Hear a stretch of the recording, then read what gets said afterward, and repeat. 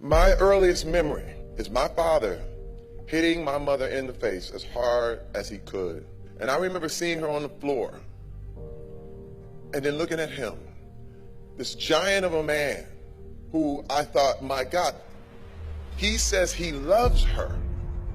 What is he gonna do to me? And all I could think, how I want to protect her. How I want to protect her. And how wrong it was. And I said, I gotta be strong. And I gotta get strength so that I can protect her. And every time he came home, we were scared. We didn't know. I literally wet the bed till I was 14 years old because I didn't know what was gonna happen.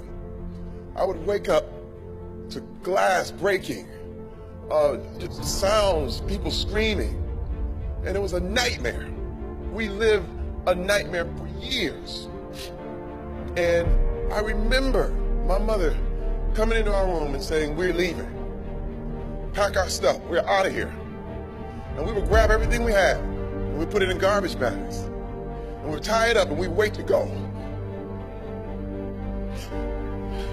Then she'd come back in, and she'd say, we can't go. We can't leave. Where am I gonna go? And I just remember feeling like, let's go anywhere. I don't care. We could be in the street. But she couldn't do it.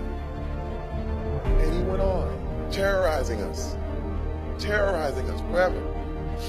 And it was like, what could we do? You have to understand that people in this situation feel entirely hopeless. Hopeless. We were hopeless. So many things, I thought, I'll never be like that. I'll never do that. But then I picked up a lot of other damaging things that come from that trauma. A lot of other things that had been assimilated into my life. Here I am. As a man, I felt like, hey, it's my way or the highway. I remember times with my daughter Azriel, and I would yell at her as if she was a 30-year-old man.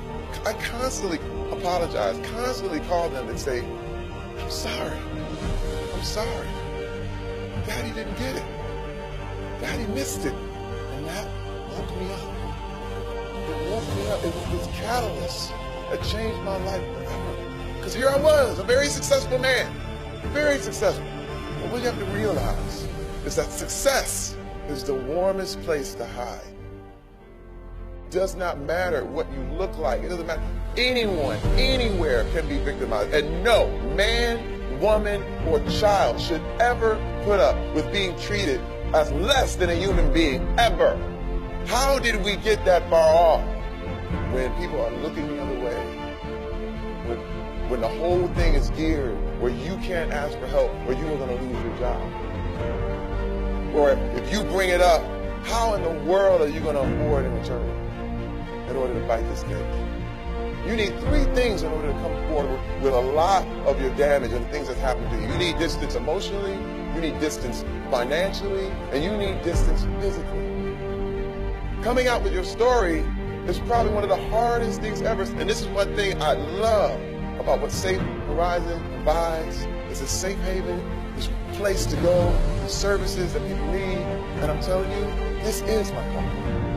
This is more valuable. You know, I'm promoting movies and TV shows and the whole thing, but I want to talk about this. I want to talk about this because it's fixable. See, understand?